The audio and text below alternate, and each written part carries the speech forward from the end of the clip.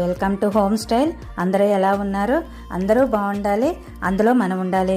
ఈరోజు మహాలక్ష్మీదేవి తిరునక్షత్రం అండి.